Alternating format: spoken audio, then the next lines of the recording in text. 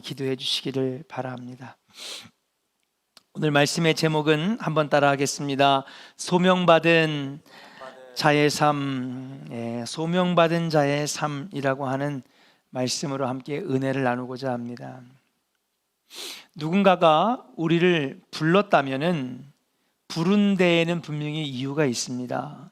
이름을 불러놓고 야 학교 가자, 이름을 불러놓고 커피 마시자, 또 이름을 불러놓고 함께 기도하자. 뭔가 누군가 나를 불렀다면 부른 이유가 있는 것이죠. 우리가 하나님을 부를 때에도 이유가 있습니다. 우리가 하나님을 찾고 부를 때에는 이유가 있잖아요. 우리가 하나님을 부를 때에는 그것을 기도라고 합니다. 기도. 반대로 하나님이 우리를 불렀다면 그것은 우리를 소명이라고 말합니다. 우리가 하나님의 이름을 부르면 그것은 기도가 되고, 하나님이 우리의 이름을 부르시면 그것은 소명이 되는 것이죠. 하나님께서 우리를 부르는 소명에는 크게 두 가지 종류가 있습니다. 나를 부르실 때 두 가지 이유가 있는 거죠. 첫 번째는 구원으로의 부르심입니다. 한번 따라합시다. 구원 때문에 부르셨습니다. 교회 안 다니는 사람들도요, 분명히 부르시는 때가 있어요. 근데 교회 안 나오는 사람은 그걸 자꾸 무시해버리는 거죠. 안 듣는 거예요. 하나님이 부르신다니까요. 우리만 부르신 게 아니에요. 근데 우리는 왜 여기 앉아 있느냐? 그 부르심에 응답한 자들이기 때문에 여기 교회에 와 있는 것이고, 세상의 많은 사람들, 모든 사람들을 하나님께서 분명히 부르셔요. 수차례 부르십니다. 근데 그걸 무시하는 거죠. 하나님 필요 없어. 교회 다닐 필요 없어. 구원하시기 위하여 부르시는 이 부르심은 부르심 중에서 가장 중요하고 본질적인 것이다. 다시 말하면 하나님께서 사람들을 죄에서 건져내셔서, 그리고 그들을 영원한 지옥으로 가는 인생이 아니라 천국의 백성으로 삼으시려고 하나님은 부르신다라고 하는 사실이에요.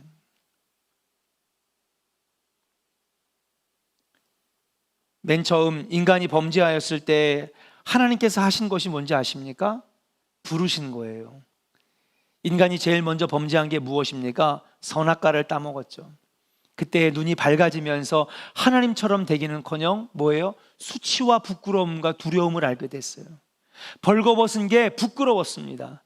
그래서 그들이 어디에 숨었느냐? 나무 뒤에 숨었다 그랬습니다. 나무 뒤에 딱 숨어 있으니까 그때 범죄한 인간들에게 처음 하신 것이 뭐냐? 아담아, 내가 어디 있느냐? 부르셨다는 거죠. 인류의 구원의 역사는 여러분, 아담아 내가 어디 있느냐 하시는 거예요. 성경을 그런 관점에서 보면 여러분, 다 하나님께서 부르시는 것입니다. 이사야를 부르셨고, 아브라함아 아브라함아, 모세야 모세야, 야곱아 야곱아. 오늘도 예레미야 선지자가 나오는데 예레미야야 어디 있느냐?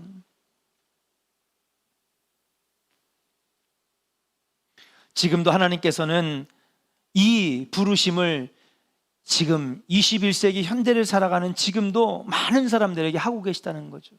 아담아 내가 어디 있느냐? 하와야 내가 어디 있느냐? 예수님도 이 부르심 때문에 이 땅에 오신 것입니다. 예수님이 십자가에서 죽으신 이유가 바로 죄와 저주, 마귀의 유혹에서 우리를 건져내셔서 하나님의 자녀 삼아주시기 위하여 예수님 우리를 부르러 오셨다는 거예요. 그리고 지금도 누구든지 이 하나님의 부르심에 아멘, 제가 여기 있습니다, 그 부르심에 응답하기만 하면 너와 내 집이 구원을 얻게 된다라고 말씀하시는 거예요. 이 응답하는 것이 바로 믿음입니다. 한번 따라합시다.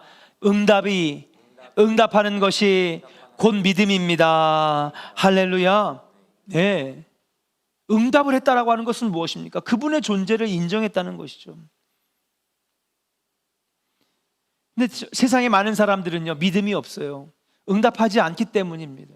응답하지 않는 자들은요, 저 존재를 인정하지 않는 거예요.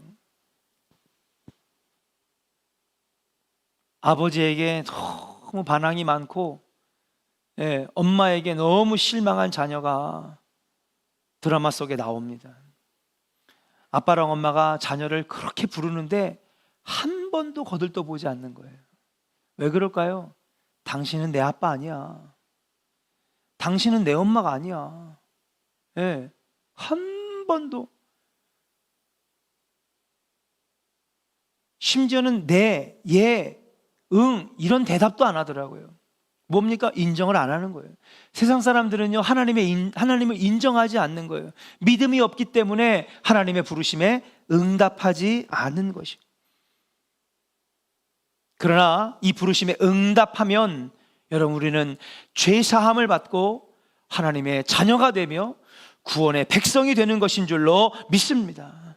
이것이 곧 믿음이라고 하는 사실이죠. 여러분 가정 안에, 여러분의 이웃 안에, 여러분의 친구들 안에 아직까지도 이 부르심에 응답하지 않는 여러분의 사랑하는 가족들이나 아니면 가까운 사람들이 있다면 그분을 위해 기도해 주시기를 바랍니다. 하나님, 그들이 인정하고 응답하게 하여 주시옵소서. 그렇게 될 때 그들이 하나님의 구원의 길에 올라탈 수 있다라고 하는 사실. 두 번째, 하나님이 부르실 때는 왜 부르시는 것입니까? 하나님 부르시는 두 번째 이유는, 따라합시다, 사명 때문에 부르십니다. 사명 때문에 부르시는 거예요. 이것은 하나님의 자녀가 된 사람들이 하나님의 일들을 하기 위하여 하나님의 부르심을 받는 것입니다. 여기서 하나님의 일은 무엇일까요? 당연히 하나님의 일 하면 목회자를 제일 먼저 떠오릅니다. 목회자들의 사역이 하나님의 일이라고 생각합니다. 당연히 맞는 말이죠. 주님의 일입니다. 그렇지만은 하나님의 일은, 목회자의 사역만이 하나님의 일은 아닙니다. 일반 성도들이 교회 안에서 목회자들과 함께 마음을 합하여 주님이 기뻐하시는 일들을 해나가는 것, 이것도 하나님의 일입니다. 여기에는 예배도 있고 사역도 있고 봉사도 있고 희생도 있고 전도도 있고 선교도 있고 다양한 하나님의 일들이 존재하는 것입니다. 위로와 권면도 있습니다. 가르치는 일도 있습니다. 그러나 하나님의 일은 여기서 멈추는 것이 아닙니다. 하나님의 일은 일반 사람 성도들의 모든 직업과 사업도 여러분 하나님의 소명이라 말할 수가 있는 것입니다. 하나님의 소명을 받은 자들은 목회자뿐만이 아니라 일반 직장과 사업에 종사하는 모든 성도들까지 포함하는 것이 하나님의 소명이에요. 어떤 분들은 저 사람은 소명 받았어, 그러면 다 목회자인 줄 압니다. 목회자가 되어야만 되는 것으로 생각을 합니다. 아닙니다. 성도들의 직업이 회사원이든 공무원이든 교사이든 장사를 하는 분이든 종업원이든 판검사든 변호사든 경찰이든 농부이든 주부이든 그 어떤 직종에 종사하는 사람이든 간에 모두가 하나님의 거룩한 직분과 소명을 받았다라고 하는 사실이에요.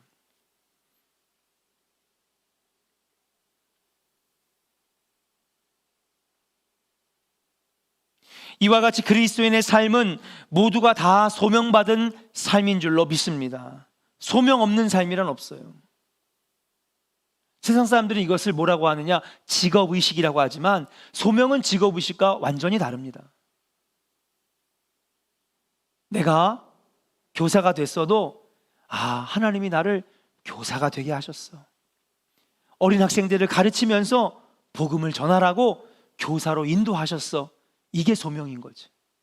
이건 직업의식하고는 천지차이입니다. 하나님 나에게 보험회사의 직원을 삼으셨어. 하나님이 이 일을 통하여서 많은 사람들과 만나면서 함께 상담하면서 그들에게 정말 안전한 세상이 무엇인지, 정말 진짜 내 생애 최고의 보험은 하나님을 믿는 것이라고 말할 수 있는 기회 주신 거야. 하나님이 나를 보험회사의 직원으로 삼으셨어. 이건 소명인 거예요.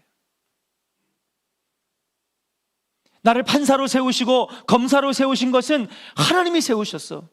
이 땅의 불의를 해결하고 정의를 세우기 위하여 하나님이 나를 인도하셨어. 그럼 비록 이것은 세상의 직업이지만 하나님이 나를 여기까지 인도하셨다라고 인정하는 순간부터 이것은 소명이 되는 것이에요. 저는 우리 조원교회의 모든 성도들의 직업과 사업이 하나님께 받은 소명으로 인정되기를 주의 이름으로 간절히 축원합니다. 그런 의식으로 하면요, 여러분 행복한 거예요. 어떤 직업을 갖든지 내가 요양보호사를 할 수 있도록, 그래서 예수님의 사랑으로 아픈 자, 병든 자, 가난한 자, 어려운 자들을 내가 그들을 보호할 수 있는, 내가 도와줄 수 있는 그러한 길로 나를 인도하셨어 라고 인정하는 순간부터 그 직업은 나에게 소명이 되는 것이에요. 얼마나 감사합니까? 목회자만 소명받는 게 아닙니다. 소명 없는 삶은 하나도 없습니다. 중요한 건 소명감을 갖느냐 안 갖느냐라고 하는 사실이에요. 사랑하는 여러분들에게도 하나님 부르시는 이 부르심과 그것이 비록 교회 안의 사역이 아닐지라도 여러분의 삶에 소명감을 가지고 행복하게 인생을 만들어 가시는 우리 조은의 성도들 되시기를 주의 이름으로 간절히 축원합니다. 그래서 우리가 이렇게 선포할 수 있어요. 나는, 한번 따라할까요? 나는 하나님의 소명받은 자입니다. 할렐루야. 목사님만 소명받았지 아닙니다. 전도사님들만 소명받았지 아닙니다. 장로님들만 소명받았지 아닙니다. 교회에서 열심 내는 사람들만 소명받았지 아닙니다. 저 어린아이들까지 우리 모두는 다 소명받은 인생이에요.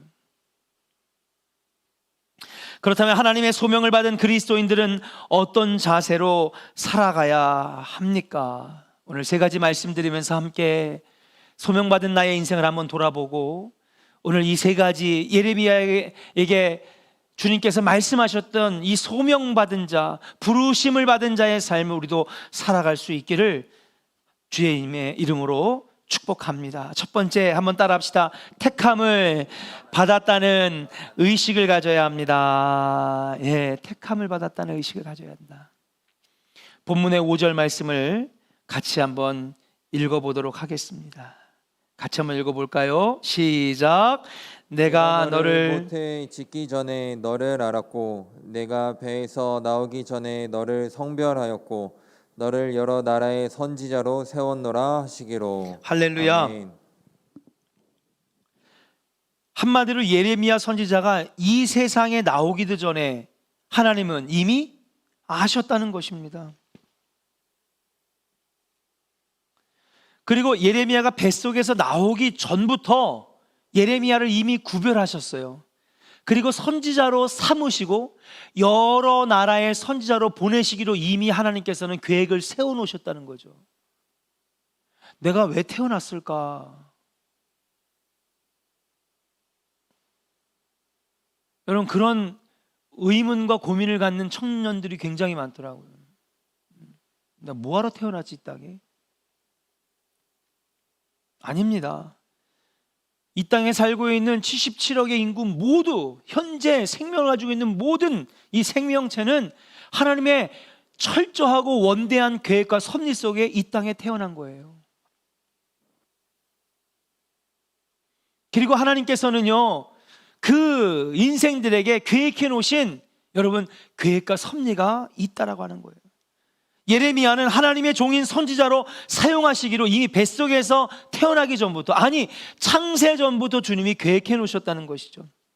그러니까 예레미야가 우연히 어쩌다가 이 세상에 태어난 것이 아니라 하나님의 섭리하에 태어났다는 것이죠. 엄마 아빠의 실수 때문에 태어난 것이 아닙니다. 분명한 일을 가지고, 분명한 사명을 가지고 이 땅에 태어났다라고 하는 사실이에요. 마찬가지입니다. 저와 여러분들도 이 세상에 우연히 온 것이 아닙니다. 태어나지 말아야 할 인생은 한 명도 없는 것입니다.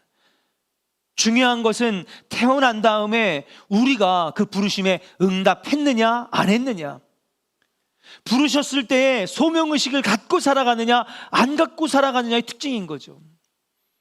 그 소명의식이 없으니까 맨날 허구한 내 인생을 헤매는 거예요. 내가 뭐지? 왜 태어났지? 뭐 하다가 이렇게 됐지? 의미 없는 인생은 하나도 없습니다. 하나님의 섭리 없는 인생은 하나도 없습니다.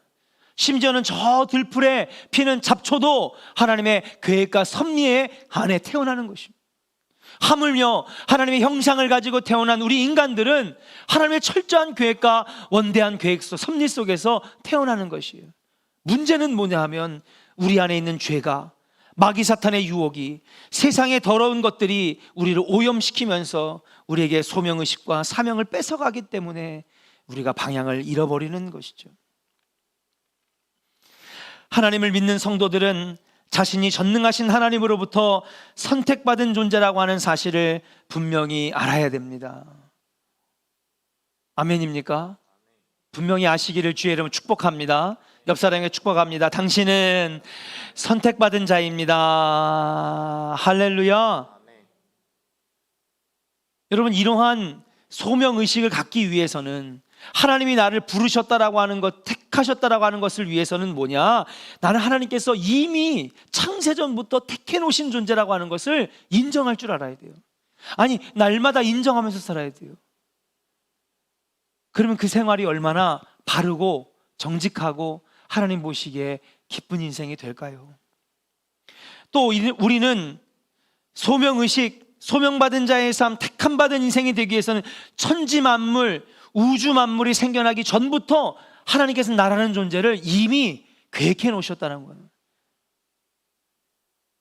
우리 안전도사님을, 박삼미 권사님을, 정현남 권사님을, 이동훈 장로님을, 박대훈 권사님을 창세전부터 하나님께서 이 땅에 보내시기로 계획하셨다라고 하는 사실, 이걸 인정해야 되는 거예요. 그래야 우리가 소명받은 자의 삶에 부끄럽지 않는 삶을 살아갈 수 있다라고 하는 사실이에요. 내가 인간적으로 볼 때 아무리 못났어도 하나님의 볼 때는 최고의 걸작이라고 하는 생각을 우리가 가져야 되는 거예요. 난 왜 이렇게 못났지? 난 왜 안 되지? 난 왜 이거밖에 안 될까? 여러분, 비교하게 하고 좌절하게 만드는 건요, 여러분, 마귀가 갖다 주는 생각이에요. 자꾸 자기를 비관하게 만드는 것. 여기 여러분 당하지 말기를 주님의 이름으로 축복합니다. 마귀는요, 마음을 갖고 노는데 아주 탁월한 존재입니다. 장난감 가지고 놀듯이 사람의 마음을 가지고 노는데, 아무것도 아닌 말에도 사람이 5만 가지 열불이 터지게 만들고 분노가 생기게 만들고 머리가 복잡해서 잠을 자지 못하게 만들 정도로 마귀 사탄은요, 마음을 가지고 노는데 능수능란한 사람, 존재예요.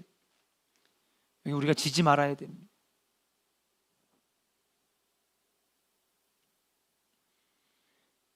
그리고 우린 그런 생각을 가져야 돼요. 하나님은 나를 최고로 만들어 주셨어.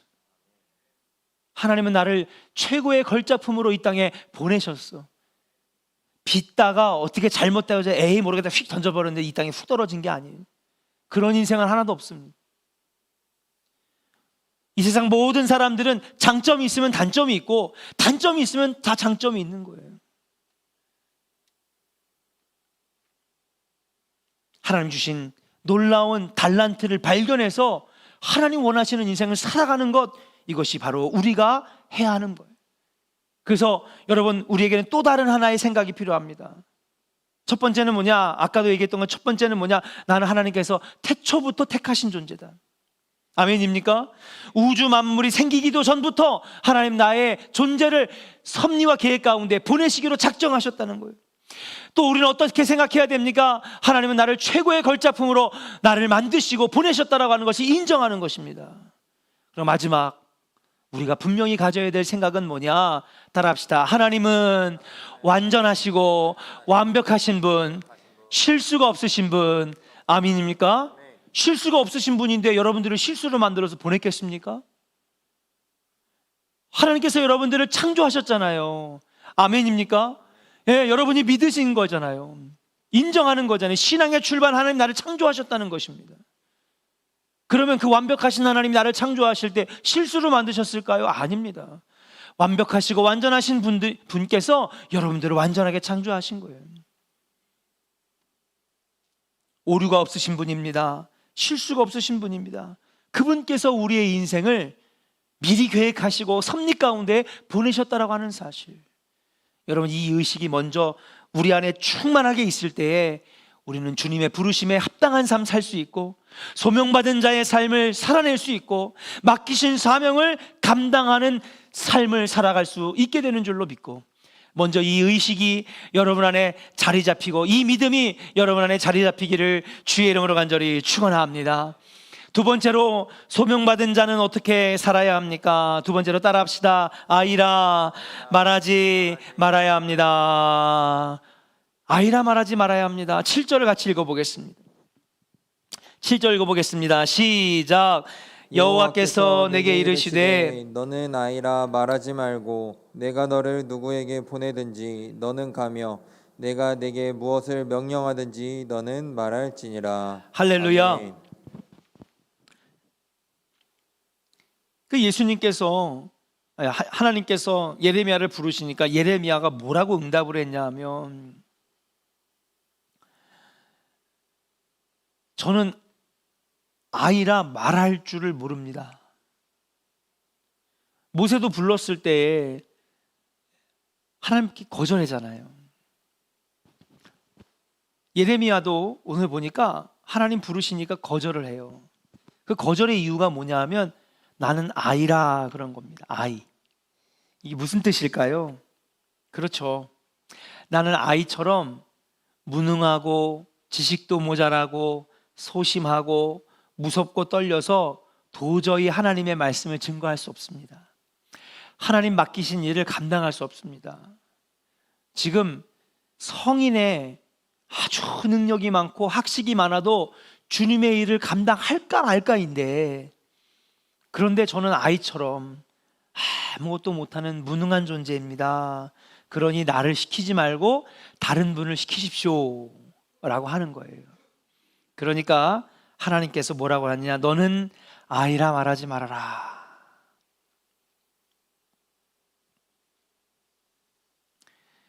너는 더 이상 아이라 말하지 말고 내가 너에게 무슨 말을 하든지 그대로 너는 행하고 전하기만 해라. 그 뒤에 역사는 내가 이루어 줄 것이다. 그러니 너는 그 일만 감당해라 하시는 거예요. 사랑하는 여러분, 우리는 하나님의 일을 하려고 할 때에 우리 자신의 힘을 의지해서 하려고 하니까 그 하나님의 일이 힘든 것입니다. 자신의 능력에 의지해서 하려고 하니까 어려운 것입니다.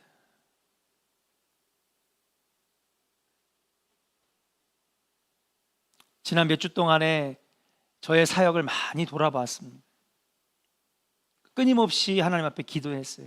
하나님, 저의 목회가 하나님을 의지하는 목회가 되고 있습니까? 끊임없이 하나님 앞에 물어보는 거예요. 이 주님의 일이 분명한데, 그 어떤 평신도들보다도 목회자의 일은 분명히 주님의 일이 분명한데, 주님의 일을 주님께 의지하면서 내가 과연 가고 있습니까? 끊임없이 나 자신에게 질문했습니다. 하나님의 일은 하나님을 의지할 때에 이루어 주시는 줄로 믿습니다. 자신의 시간과 형편을 너무 고려하고 따지다 보니까 하나님의 일을 할 수가 없습니다. 그리고 나온 말이 뭐냐 하면, 저는 아이라서 못합니다. 아이라서 저는 못합니다. 저는 무능합니다. 목회자가 기도하고 심사숙고해서 일을 맡기면 많은 성도님들이, 목사님, 저는 능력이 없어서 안 됩니다. 목사님, 저는 시간이 없어서 안 됩니다. 목사님, 저는 직장 때문에 바빠서 안 됩니다. 어떻게 보면 다 타당한 이유죠. 합리적이고 이해 가능한 이유입니다. 그러나 한편으로 볼 때는 우리의 삶의 우선순위가 어디에 있느냐가 드러나는 말이라고 하는 것이죠. 시간이 없다라고 하는 것은 하나님 일보다 세상 일이 더 중요하다라고 하는 말일 수도 있습니다. 능력이 없다는 것은 하나님의 일에 대한 관심과 열정이 없다라고 하는 표현일 수도 있습니다. 정말 하나님을 사랑하고 예수님의 몸된 교회를 사랑하는 열정이 있다면 능력은 저절로 하나님께서 부어주시지 않겠습니까? 하나님을 사랑하는 자에게, 또 하나님의 교회에 대한 열정을 가진 자에게 하나님께서 재력도 주시고 능력도 주시고 길도 열어주시지 않겠습니까? 중요한 건 내가 나서려고 하는 마음과 열정과 열심이 없기 때문에 목사님 저는 아이라서 할 수 없습니다. 사랑하는 여러분, 이 음성 들으시기 바랍니다. 너는 더 이상 아이라 말하지 말아라. 이 음성이 여러분들에게 들려지는 음성 되기를 주님의 이름을 간절히 축원합니다. 예레미야가 거절하고 도망가려고 했던 이유는 뭐냐? 아이라. 저는 아이라서 못합니다. 오늘날 많은 사람은 시간이 없어서 못합니다. 다 같은 말이에요. 예레미야는 나는 아이라서 못합니다. 오늘날 많은 사람들은 시간이 없어서 안 됩니다. 사업 때문에 안 됩니다. 직장 때문에 안 됩니다. 그러나 빌립보서 4장 13절에 내게 능력 주시는 자 안에서 내가 모든 것을 할 수 있느니라 말씀하셨어요. 주님께서 길 열어주시면 주님께서 이루어 주실 줄로 믿습니다.